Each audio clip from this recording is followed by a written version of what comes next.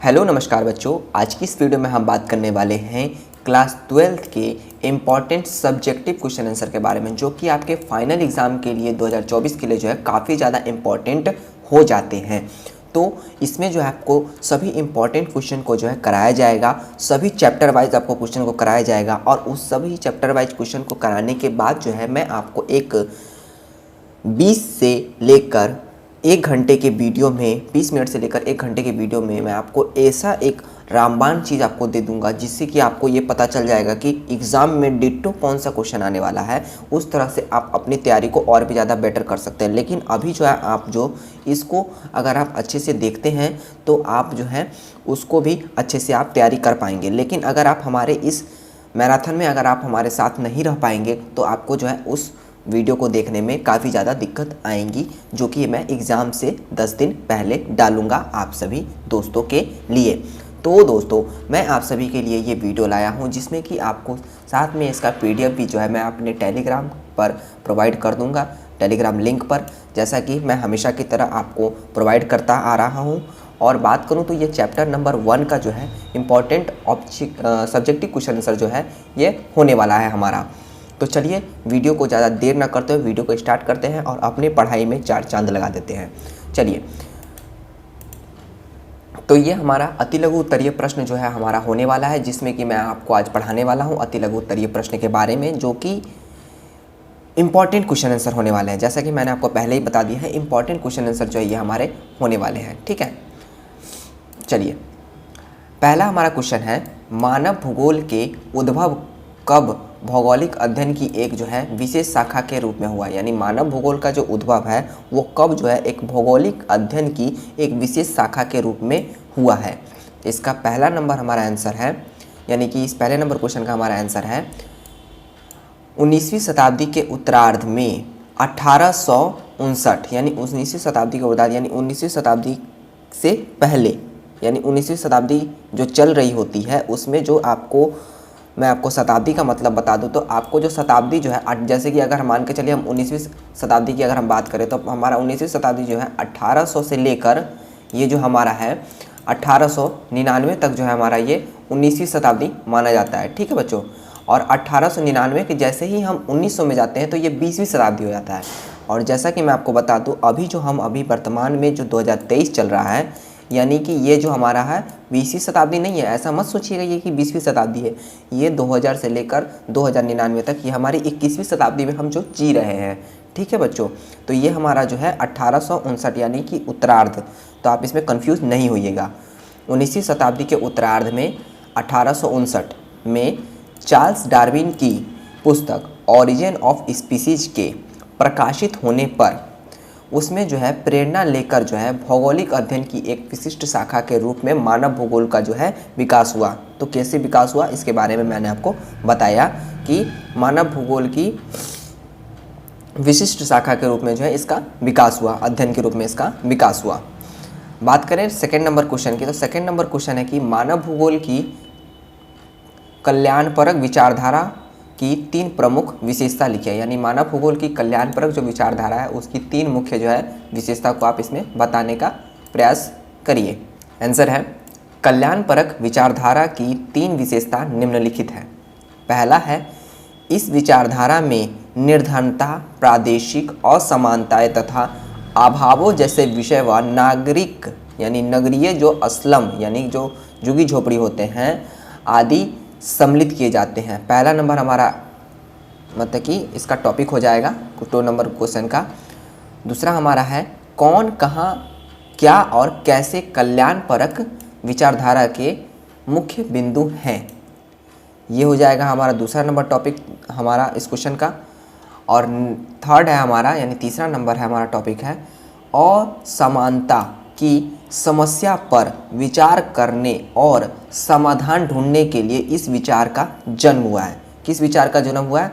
तो कल्याणपरक विचारधारा का जन्म हुआ है, जो कि 3 इसकी प्रमुख विशेषता कुछ इस प्रकार मैंने आपको बताई। अगर आप इसको चाहते हैं डाउनलोड करके पढ़ना, यानी इसको अपनी कॉपी में नोट करना, तो आप हमारे टेलीग्राम पर जो PDF है उससे आप नोट डाउन कर सकते हैं। पहले आप इसको अच्छे से समझ जाइए, नहीं तो आपको दिक्कत आ सकती है। चलिए, थर्ड नंबर क्वेश्चन की तरफ बढ़ते हैं, तीसरे नंबर क्वेश्चन की तरफ। तीसरे नंबर क्वेश्चन हमें क्या कहने का प्रयास कर रहा है, एलन सी सैंपल द्वारा मानव भूगोल की दी गई परिभाषा के 3 मूल बिंदु कौन से हैं। 3 जो मूल बिंदु है वो कौन से हैं। इसका आंसर हो जाएगा एलन सी सैंपल के द्वारा दी गई मानव भूगोल की परिभाषा में 3 बिंदु जो है निम्नलिखित है।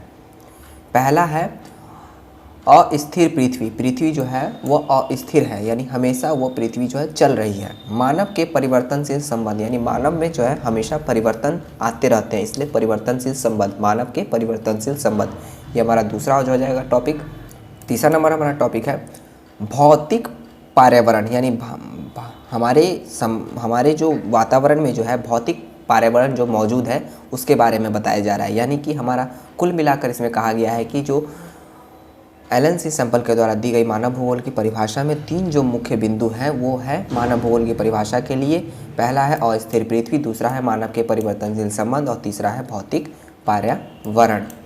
बात करें हम चौथे नंबर क्वेश्चन की, तो चौथे नंबर क्वेश्चन में जो है नवनियतिवाद से आप क्या समझते हैं। नवनियतिवाद ये काफ़ी इंपॉर्टेंट टॉपिक है, ये अक्सर एग्जाम में पूछे जाते हैं।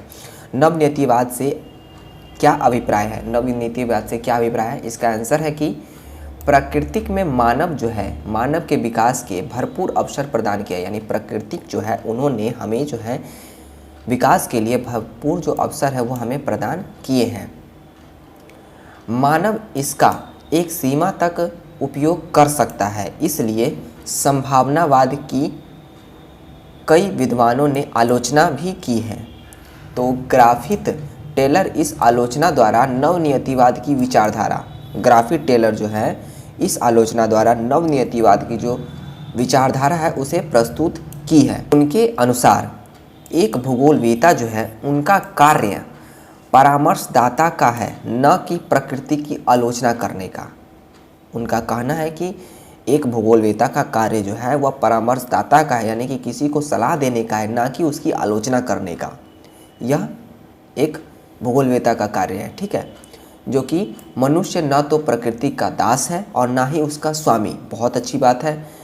मानव जो है मानव पृथ्वी पर रहता है और उस पर निर्भर करता है। सही बात है, मानव जो है पृथ्वी पर रहता है और उस पर निर्भर करता है। ये हमारा इसका आंसर हो जाएगा फुल्ली डिटो वाला, ठीक है। ये हमारा चौथा नंबर क्वेश्चन का हमारा आंसर हो जाएगा।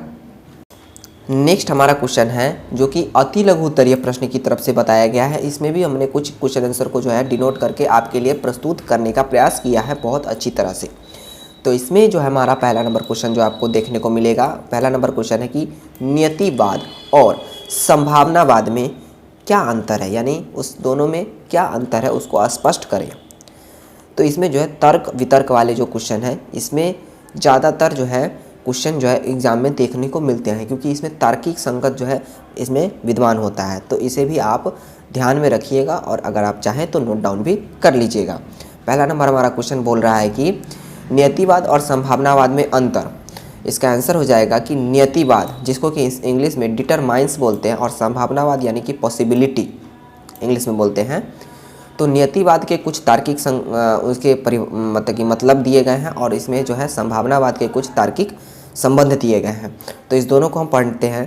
पहला है इसमें इस विचारधारा के अनुसार, यानी नियतिवाद की विचारधारा के अनुसार जो है मनुष्य के प्रत्येक क्रियाकलाप जो होते हैं उसको पर्यावरण से नियंत्रित माना जाता है, यानी मनुष्य के जितने भी क्रियाकलाप है वो पर्यावरण जो है उसे नियंत्रित करता है, ऐसा नियतिवाद का मानना है। लेकिन उसी में जो है संभावनावाद इसके विचार में कहता है कि इस शब्द का जो प्रयोग किया गया है ये संभावनावाद के लिए किया गया है। तो इस विचारधारा के अनुसार मनुष्य अपने पर्यावरण में परिवर्तन करने में समर्थ है, यानी कि वो अपने पर्यावरण में जो है परिवर्तन कर सकता है तथा वह प्रकृति प्रदत्त अनेक संभावनाओं का इच्छा अनुसार अपने लाभ के लिए उपयोग कर सकता है। यानी मनुष्य जो है अपनी इच्छा के लिए, यानी अपनी इच्छा अनुसार जो है वहाँ की जितने भी प्राकृतिक संपदा है उसका उपयोग जो है वह कर सकता है। बात करें इसमें दूसरा नंबर हमारा नियतिवाद के लिए है, तो हम पहले एक को पढ़ लेते हैं उसके बाद एक को पढ़ेंगे, जिससे हमको जो है तार्किक संगत करने में कोई ज़्यादा परेशानी का सामना नहीं करना पड़ेगा। तो इसमें दूसरा नंबर हमारा है नियतिवाद में, जो कि नियतिवाद सामान्यतः मानव को निष्क्रिय कारक समझते हैं जो कि पर्यावरणीय कारकों से संभावित है यानी कि प्रभावित होते हैं। यानी नियतिवाद जो है वह सामान्यतः मानव को एक निष्क्रिय यानी कि एक बेजान सा समझते हैं जो कि पर्यावरण कारकों को प्रभावित करते हैं। नियतिवाद जो है वो मानव को एक बेजान वस्तु समझता है, एक बेजान निष्क्रिय चीज़ समझता है, लेकिन ऐसा नहीं है। ये नियतिवाद का कहना है। तो नियतिवाद का जो कहना है वो हमें नियतिवाद में लिखना है और जो संभावनावाद का कहना है वो हमें संभावनावाद में लिखना है। इसमें हमें कोई अपना जो है पर्सनल तर्क देने का कोई मतलब नहीं बनता है, नहीं तो हमारे नंबर जो है कट जाएंगे एग्ज़ाम में। ठीक है, तो नियतिवाद क्या बताना चाह रहा है, उसकी क्या पॉइंट ऑफ व्यू है और संभावनावाद की क्या पॉइंट ऑफ व्यू है, इसे मैं आपको समझाने का प्रयास कर रहा हूँ जिससे कि आप एग्ज़ाम में अच्छी तरह से लिख सकें। तो नियतिवाद और क्या कह रहा है, तो नियतिवाद में जो है हिप्पोक्रेटस, अरस्तु, हेरोडोटस, स्ट्रोबो आदि जो रोमन और यूनानी विद्वान हैं उन्होंने नियतिवाद का समर्थन किया है। और रेटजेल, रिटर और हैम्बोल्ट कार्ट आदि ने भी इस विचारधारा को जो है समर्थन किया है। ये सभी यूनानी जो भूगोलवेता हैं उन्होंने इस बातों का समर्थन किया है कि हाँ, नियतिवाद जो है सही बता रहा है कि मानव जो एक निष्क्रिय चीज़ है, मानव जो है प्रकृति पर नियंत्रण रहता है, यानी प्रकृति उसको जो है नियंत्रित करके रखता है मानव को। ये नियतिवाद का कहना है और उसमें जो है कुछ विद्वानों ने जो है उसका तर्क भी दिया है, यानी कि उन्होंने भी इसका समर्थन किया है। बात करें हम इसमें संभावनावाद की, तो संभावनावाद हमें बताना चाह रहा है कि जैसा कि हमने पहले पॉइंट को पढ़ लिया है, तो दूसरे पॉइंट में बता रहा है कि संभावनावाद जो है वह प्रकृति की तुलना में मनुष्य को महत्वपूर्ण मानता है। यानी संभावनावाद जो है प्रकृति की तुलना में जो मनुष्य है उसको महत्वपूर्ण स्थान देता है और उसे जो है एक सक्रिय शक्ति के रूप में भी देखता है। यह संभावनावाद का कहना है कि मनुष्य जो है वह एक निष्क्रिय प्राणी नहीं है, बल्कि वो जो है एक महत्वपूर्ण प्राणी है, एक महत्वपूर्ण मनुष्य है जो कि एक सक्रिय शक्ति के रूप में देखा जाता है। यह संभावनावाद का कहना है। उसी प्रकार से लुसियन फेब्रे, यानी तीसरा नंबर पॉइंट है कि लुसियन फेब्रे और बाइडल डी ला ब्लास ने जो है व्यवस्थित तरीके से इस विचारधारा का जो है प्रचार प्रसार भी किया। यानी कि संभावनावाद का कहना है कि मनुष्य जो है वो प्रकृति का अपने अनुसार उपयोग कर सकता है, वह उसमें बंधा हुआ नहीं है, वो अपने क्रियाओं को प्राकृतिक पद्धति के अनुसार वो जो है कार्य कर सकता है। तो इसी प्रकार से जो है संभावनावाद का तर्क वितर्क हो गया और यहाँ पर नियतिवाद का तर्क वितर्क हो गया। तो आप इसे, मैं तो कहना चाहता हूँ कि आप इसे जो है नोट डाउन कर लीजिएगा। नोट डाउन करने से क्या होता है कि आपका जो हाथ भी चलता है, स्पीड भी बढ़ता है और आपके माइंड में जो है उससे संबंधित जो है शब्द का जो है संचार भी आपके मस्तिष्क में होने लगता है। तो इसीलिए आप अगर नोट डाउन करते हैं तो ज़्यादा बेटर होगा, लेकिन अगर पढ़ते भी हैं तो भी कोई प्रॉब्लम नहीं है। लेकिन नोट डाउन यानी कि कहते हैं ना, एक होता है बेस्ट, एक होता है फार द बेस्ट। तो आप बेस्ट करना चाहते हैं या फार द बेस्ट करना चाहते हैं, वो आपके ऊपर निर्भर करता है। बात करें आगे, हम इसमें 5वां नंबर पॉइंट भी बताया गया है इसके रिलेटेड। किसके रिलेटेड? तो नीतिवाद से रिलेटेड। तो 5वां नंबर पॉइंट क्या है कि इस विचारधारा के अनुसार प्राकृतिक जो है वह पर्यावरण सर्वप्रमुख है जो कि मानव के सारे क्रियाकलापों को नियंत्रित करता है। यानी कि इस विचारधारा के अनुसार, यानी नियतिवाद विचारधारा के अनुसार जो है प्राकृतिक जो है वह पर्यावरण को सर्वप्रमुख है जो कि मानव के सारे क्रियाकलापों को नियंत्रित करता है। यह नियतिवाद का कहना है।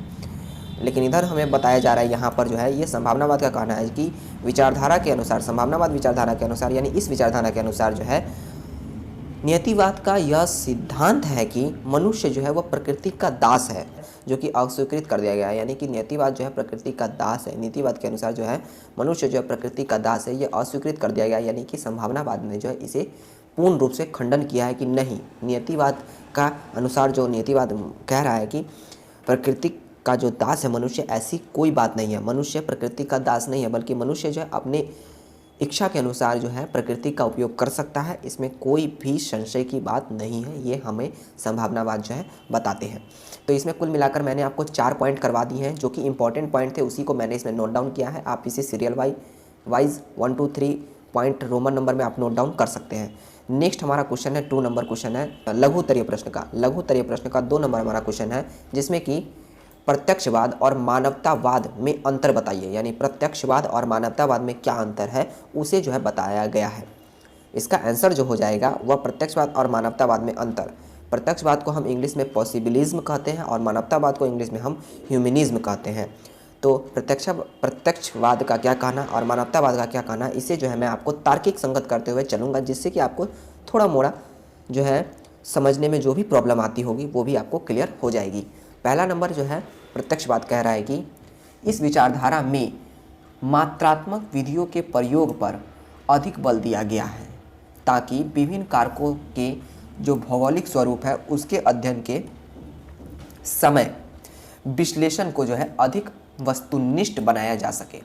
विचारधारा है प्रत्यक्षवाद की, उस पर जो है उन्होंने अधिक बल दिया है और कहा है कि भौगोलिक रूपों के अध्ययन के समय जो है विश्लेषण को अधिक वस्तुनिष्ठ बनाया गया है। यह प्रत्यक्षवाद का कहना है। लेकिन यही मानवतावाद कहता है कि यह विचारधारा जो है वह मानव कल्याण, मानव जागृति, मानव कल्याण और मानव जागृति, मानव चेतना, मानव संसाधन एवं मानव के सृजनात्मक के संदर्भ में मानव सक्रिय पर बल देता है। यानी कि मानव जो है वह अपने कल्याण के लिए, अपनी जागृति के लिए और अपनी चेतना के लिए हर संभवतः प्रयास करने का कार्य करता है और उसका सृजनात्मक संदर्भ भी मानव को सक्रिय पर बल देता है। यह हमारा हो गया प्रत्यक्षवाद और यह हमारा हो गया मानवतावाद का एक एक पॉइंट। नेक्स्ट हम बढ़ते हैं दूसरे नंबर पॉइंट पर, तो कि इस विचारधारा मुख्यतः जो है निरीक्षण तथा अनुभवों पर आधारित है, इसलिए इसे जो है प्रयोगवाद भी कहते हैं। यानी कि जो प्रत्यक्षवाद जो होता है वो जो है मुख्यतः निरीक्षण पर आधारित होता है। ये जो है निरीक्षण पर ही विश्वास करता है और उस पर जो है अनुभव आधारित, इसलिए इसे प्रयोगवाद भी कहते हैं। ठीक है। दूसरा है इसमें मानवतावाद कह रहा है कि इस विचारधारा के जो विकास में, यानी इस विचारधारा के विकास में जो है मानव भूगोल में मानवीय परिघटनाओं के प्रतिरूपों के वर्णन में, यानी वर्णन के जो स्थान है उस पर इनके पीछे कार्यरत प्रक्रियाओं को समझना है। यानी कि मानवतावाद का कहना है कि विचारधारा का जो विकास है उसमें मानव भूगोल की जो मानवीय परिघटनाएं हैं उसके जो प्रतिरूप हैं उस पर जो वर्णन के स्थान पर जो उसका पीछे का जो कार्य किस कारण से वो हो रहा है उसकी प्रक्रिया को समझना जो है वो मानवतावाद का सिद्धांत है। ठीक है। बात करें आगे, इसमें नेक्स्ट पॉइंट है प्रत्यक्षवाद का। ये पॉइंट है कि इस विचारधारा के जो मुख्य समर्थकों में बीजे एल्वेरी और डेविड हार्वे तथा विलियम वंग आदि के नाम जो है प्रमुख हैं। ठीक है। आदि के नाम जो है इसमें प्रमुख माने जाते हैं। ये सभी जो है भूगोलवेता हैं जो कि प्रत्यक्षवाद को संबोधित करते हैं। और ये जो है हमारा इसमें कहा गया है कि इस विचारधारा यानी मानवतावाद के इस विचारधारा का जो है केंद्रीय बिंदु मानव है और जो कि मानव का विकास पर बल देता है, यानी मानव के जो विकास है उस पर जो है बल देने का प्रयास करता है, ये इसमें कहा गया है। ठीक है। तो ये हमारा हो गया सेकेंड नंबर पॉइंट, जिसमें कि मैंने आपको प्रत्यक्षवाद और मानवतावाद को समझाने का प्रयास किया है। आगे हम बढ़ते हैं तीसरे नंबर क्वेश्चन की तरफ, जो कि हमें क्रमबद्ध जो हमारा भूगोल है तथा प्रादेशिक जो भूगोल है उसमें अंतर स्पष्ट कीजिए। ये हमारा तीसरा नंबर क्वेश्चन है। तो क्रमबद्ध भूगोल तथा प्रादेशिक भूगोल में जो अंतर है वो निम्नलिखित कुछ इस प्रकार से दिए गए हैं हमें, जैसा कि हम देख रहे हैं। तो इसका आंसर हमें हो जाएगा कि क्रमबद्ध भूगोल और प्रादेशिक भूगोल में अंतर बताइए। तो हम इसे एक एक करके पढ़ते हैं। पहला है इसमें कि इस भूगोल में किसी प्रदेश की एक विशिष्ट भौगोलिक तत्व का अध्ययन होता है। यानी कि क्रमबद्ध भूगोल में जो है इस भूगोल में किसी भी प्रदेश का एक विशिष्ट भौगोलिक तत्व का अध्ययन होता है। दूसरा है कि यह अध्ययन जो है एकाकी रूप में होता है, यानी एक एक करके होता है इसका अध्ययन क्रमबद्ध भूगोल में। तीसरा पॉइंट है कि यह अध्ययन जो है राजनीतिक इकाइयों पर आधारित होती है। यह अध्ययन जो है राजनीतिक इकाइयों पर आधारित होती है। चौथा नंबर पॉइंट है कि यह अध्ययन खोज व तथ्यों को प्रस्तुत करता है। यह अध्ययन जो है खोज व तथ्यों को जो है प्रस्तुत करता है। पांचवा नंबर हमारा पॉइंट है, इस अध्ययन में एक घटना जैसे जलवायु के आधार पर विभिन्न प्रकार तथा उसके उप प्रकार निश्चित किए जाते हैं।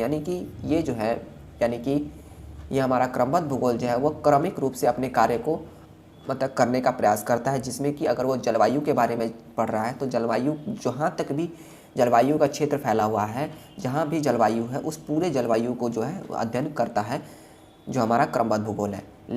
ठीक है। और हम बात करें यहाँ पर प्रादेशिक भूगोल, तो प्रादेशिक भूगोल जो होता है वह एक प्रदेश के अंदर जो भी चीज़ें होती हैं उन सभी चीज़ों का वो अध्ययन करता है। जैसा कि मैं आपको पहला नंबर पॉइंट में बताऊं कि इस भूगोल में किसी प्रदेश के सभी भौगोलिक तत्वों का एक इकाई के रूप में अध्ययन किया जाता है, यानी कि जितने भी भौगोलिक तत्व हैं उनका जो है एक इकाई के रूप में अध्ययन किया जाता है प्रादेशिक भूगोल के अंतर्गत। ठीक है। दूसरा है हमारा कि यह अध्ययन जो है समकालीन रूप में होता है, यानी कि समकालीन रूप में यानी कि एक साथ होता है इसका अध्ययन। तीसरा नंबर पॉइंट है कि यह अध्ययन जो है भौगोलिक इकाइयों पर आधारित होता है। सही बात है, यह अध्ययन जो है भौगोलिक इकाइयों पर आधारित होता है। उसका नेक्स्ट है कि हमारा यह किसी प्रदेश के भौतिक वातावरण तथा मानव के बीच संबंधों को भी प्रकट करता है। यह किसी भी प्रदेश के यानी कि एक प्रदेश के सीमा के अंदर रहकर उसके अंदर जो भी भौगोलिक तत्व है उसका अध्ययन करता है, और साथ ही यह वातावरण और भौतिक जो वातावरण है तथा जो मानव के बीच के जो संबंध है उसे भी यह प्रकट करता है, यानी कि बताता है। कौन? तो प्रादेशिक भूगोल। ठीक है, आप याद रखिएगा। आगे है हमारा पाँचवा नंबर पॉइंट कि इस अध्ययन में प्रदेशों का सीमांकन, जैसा कि मैंने आपको बताया कि यह एक सीमा के अंदर रहकर करता है, यानी कि सीमांकन सम्मिलित है जिसमें कि प्रदेशीकरण कहते हैं, यानी कि एक प्रदेश के अंदर रहकर वो कार्य करता है, उसे हम प्रदेशीकरण तथा सीमांकन कहते हैं। तो कुल मिलाकर जो है इसमें जो है प्रादेशिक भूगोल जो है वो एक सीमा के अंदर हो रही जो भी भौगोलिक चीज़ों का अध्ययन है उसे वह करता है प्रादेशिक भूगोल। और क्रमबद्ध भूगोल जो है वह किसी भी एक पॉइंट को, जैसे जलवायु हो गया तो जलवायु, वनस्पति हो गया तो वनस्पति, उन चीज़ों को एक एक करके पूरे क्षेत्र का, यानी कि उसके लिए कोई बाउंड्री या उसके लिए कोई जो है सीमा बंधी हुई नहीं होती है। उसके लिए जो है जलवायु है तो सिर्फ जलवायु का ही वो अध्ययन करता है। इसी प्रकार से वो क्रमबद्ध अध्ययन करके अपने भूगोल का जो है एक विशिष्ट रेखा यानी कि रूपरेखा जो है वह तैयार करने का प्रयास करता है। तो ये हमारा हो गया क्रमबद्ध भूगोल। तो मैं बता दूं बच्चों आपको कि आप सभी सोच रहे होंगे कि ये वीडियो काफ़ी लंबी हो रही है, तो आप घबराइएगा नहीं, क्योंकि आप सभी को अच्छे से एग्ज़ाम को अगर क्रैक करना है तो थोड़े से तो आपको वीडियो को देखना ही पड़ेगा।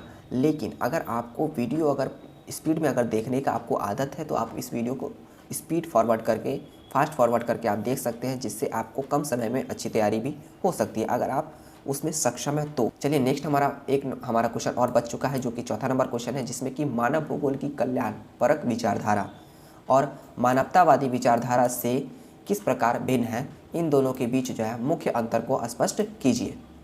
यानी मानव भूगोल की जो कल्याणपरक विचार और जो मानवतावादी विचारधारा है वो किस प्रकार से एक दूसरे से भिन्न है यानी अलग है, उस दोनों के बीच का मुख्य अंतर जो है उसको स्पष्ट कीजिए। तो इसका आंसर जो हो जाएगा वो मानव भूगोल की कल्याणपरक जो विचारधारा है उसमें मनुष्य के कल्याण तथा हित के विचार हैं, जबकि मानवतावादी विचारधारा में मानव और प्रकृति के मध्य संबंधों की चर्चा की जाती है। दोनों में अंतर कुछ इस प्रकार है कि कल्याणपरक विचारधारा और मानवतावादी विचारधारा, जो कि पॉइंटेड में हमें समझाने का प्रयास किया गया है। तो पहला पॉइंट है कि इस विचारधारा में यानी कल्याणपरक विचारधारा में मनुष्य की वित्तीय स्थिति आदि का अध्ययन किया जाता है, यानी कि जो उसकी वित्तीय स्थिति है उसका अध्ययन किया जाता है कल्याणपरक विचारधारा में। कल्याणपरक विचारधारा की जो है दूसरा पॉइंट है हमारा कि मनुष्य के विकास में प्रादेशिक समानता आदि का अध्ययन होता है, यानी कि किया जाता है। मनुष्य के विकास की जो प्रादेशिक असमानता है उसका भी अध्ययन इसके अंतर्गत किया जाता है। तीसरा पॉइंट है कि पूंजीवादी के कारण इस विचारधारा का जन्म हुआ है, पूंजीवादी विचारधारा के कारण इसका जन्म हुआ है।